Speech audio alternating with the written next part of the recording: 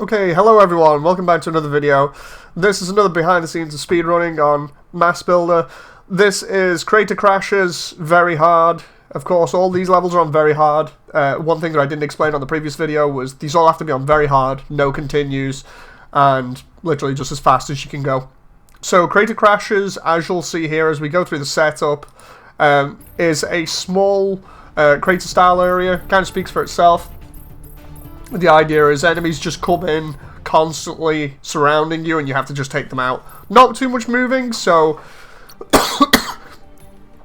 because there's not too much moving, we can go all in on firepower. That was one thing that I clocked onto early on, was just the simple fact of because there's not much moving, I don't have to mess around with it too much. I did change my settings there primarily because at the point of filming this, this level is not optimized, like kind of a few of the newer levels, so I'm losing frame rate all over the place, which I shouldn't, given my rig is able to handle M.A.S.S normally, at least anyway. With the last patch, it handled it fairly well on high settings, but here you can see we're having problems immediately. As soon as I land in the level, the level just does not like my setup.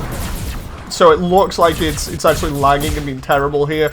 This isn't your computer or anything else. It's not the internet. This is the actual video itself and the way that it was done. It just really, like, when I was recording it, it didn't look like that.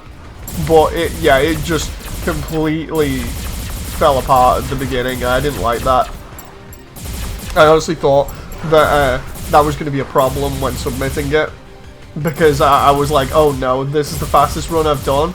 And basically the run looks terrible because of the way that the level's set up and how it records. But here what we're doing is we are, like I said, in a small crater.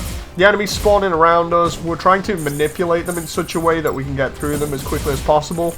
That first wave that you just saw, I actually took them out just by standing in one area. I found out that the enemies just spawn in front of you for no reason, so instead of you getting surrounded and having to turn around, you can literally just lay into them. So I went in with echoes, giving me a little bit of extra firepower and support, and from here it's just energy auto. You'll see me jumping a little bit. That's just to fix my lock-on, because it seems like when you jump, the auto lock-on reacts a little bit better. So if you're just aiming in the right direction, you just jump a little bit, it seems like it just helps you lock on. I didn't do it all the time, just on that enemy that's behind the rock that keeps spawning there. These spawns were pretty boring, to be honest, at this point. But I remember playing this and just wanting to shave as much time off, so I'm constantly trying to just go from one to the next as quickly as possible. All in on firepower, you won't see me move too much, like I said.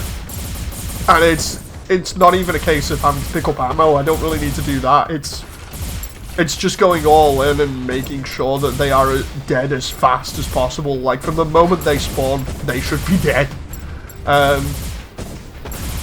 So yeah, we go around here about 4 or 5 times, I think it is, and then the last wave spawns in. The last wave is pretty much like the first wave, but there are a couple of mini-boss Cerberus enemies, I think they're called, that come in, that spit fire.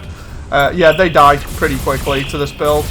Like I said, this is all in on firepower, so everything that comes in more or less dies within like the first couple of seconds, unless I miss the spawn.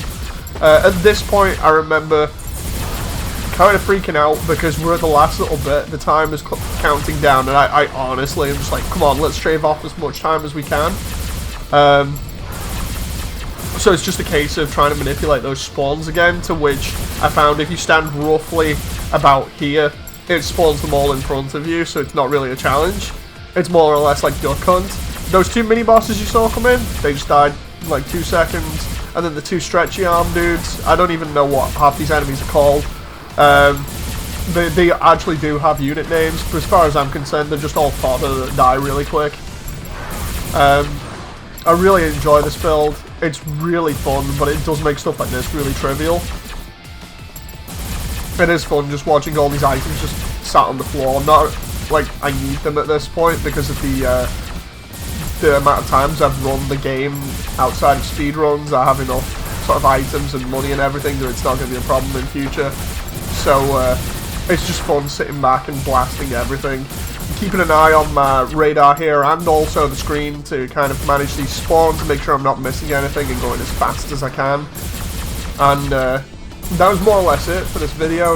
It's just a case of trying to manage these as quickly as possible and make sure they are dead from the moment they spawn. Mission clear.